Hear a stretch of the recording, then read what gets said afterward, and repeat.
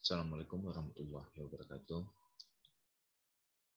Pada kesempatan ini kita akan melanjutkan perkuliahan geometri kita, yaitu dengan judulnya lengkung peralihan dan diagram superelevasi.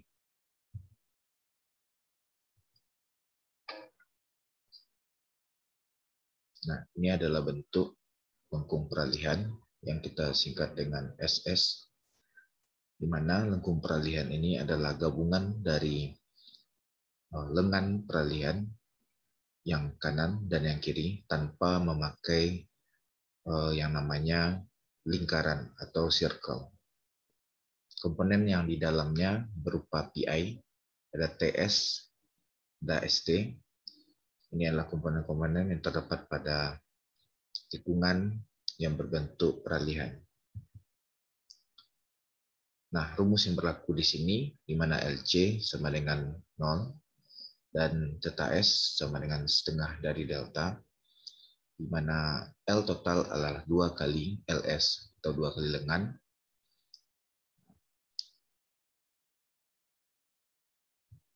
Maka rumus P sama dengan LS pangkat 2 dibagi dengan 6 kali RC dikurang RC dikali 1 kurang cos theta S.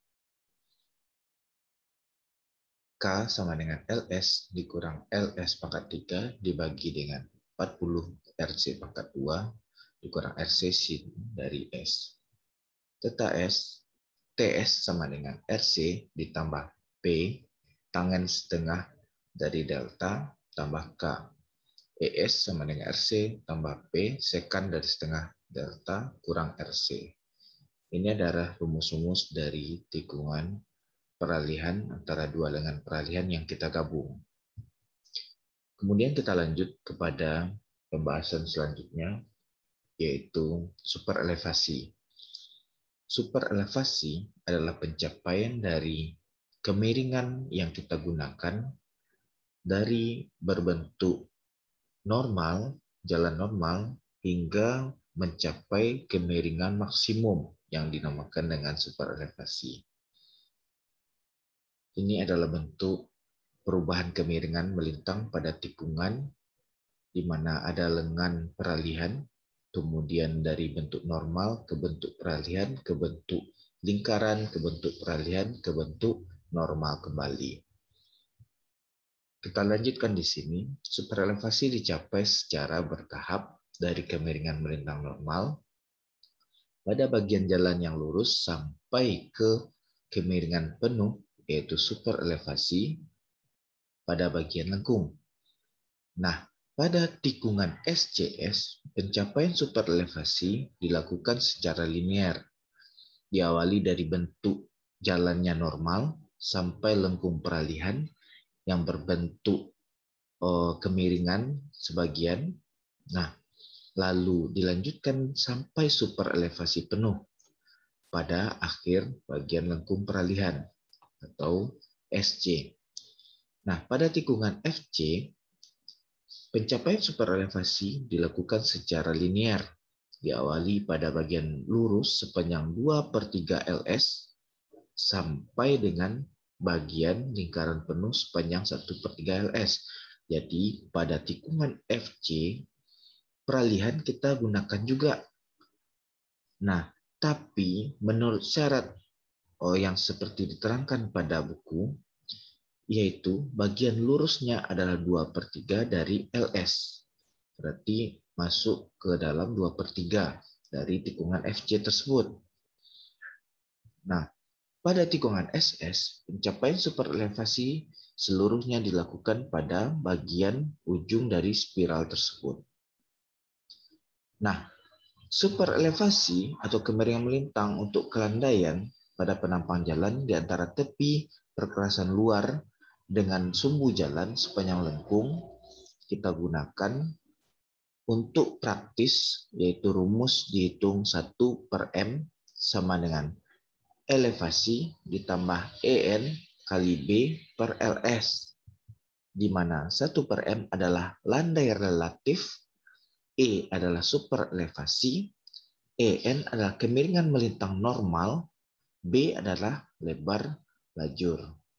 Maka untuk landai relatif maksimum, maka kalau kecepatannya 80 km per jam, maka 1 per M-nya adalah 1 per 150. Ini yang kita gunakan untuk landai relatif maksimum mencari super elevasi. Nah, maka super elevasi dapat kita turunkan menjadi gambar seperti berikut, di mana diagram super elevasi adalah metode untuk melakukan super elevasi, yaitu merubah lereng potongan melintang, dilakukan dengan bentuk profil dari tepi perkerasan dengan bundaran. Nah, dibundarkan tetapi disarankan cukup untuk mengambil garis lurus saja. Jadi kita turunkan gambar seperti di bawah dari tikungan yang kita buat.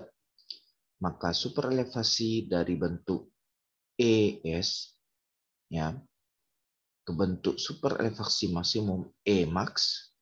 Maka kita lihat di sini ada bagian lurus, ada bagian peralihan, ada bagian lengkung penuh. Maka balik lagi ke bagian lengkung peralihan dan kembali ke bagian lurus.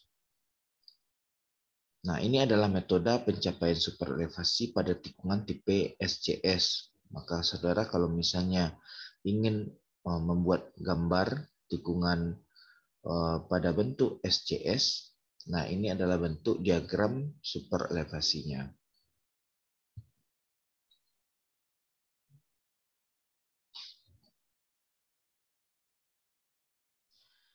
Ada 3 cara untuk mendapatkan super elevasi, yaitu pertama adalah memutar perkerasan jalan ya terhadap profil sumbu. Kedua adalah memutar perkerasan jalan tetapi tepi jalan sebelah dalam, atau memutar perkerasan jalan terhadap tepi jalan sebelah luar. Jadi di sini kita lihat ada E max pada luar tikungan dan ada sisi dalam tikungan. Maka sisi luar itu memiliki tikungan yang lebih besar daripada sisi dalam, mempunyai lebar yang lebih besar daripada sisi dalam. Ya, ini adalah bentuk tikungan bentuk tipe FC. Apabila kita buat di lapangan, maka bentuk peralihannya kita juga buat di sini lengkung peralihan. Tidak mungkin patah total. Kalau misalnya patah total, bisa jadi kendaraan yang lewat bisa terbalik. Maka kita buat lengkung peralihannya, LS-nya adalah 2/3 dan 1/3 masuk ke dalam bentuk tikungan FC-nya. Kita lanjutkan.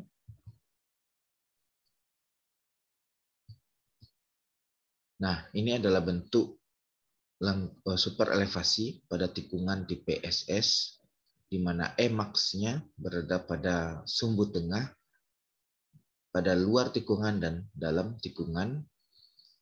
Nah, jadi bentuknya hampir menyerupai segitiga. Nah, ini jarang kita jumpai pada jalan-jalan yang ada di tempat kita atau di Indonesia ini.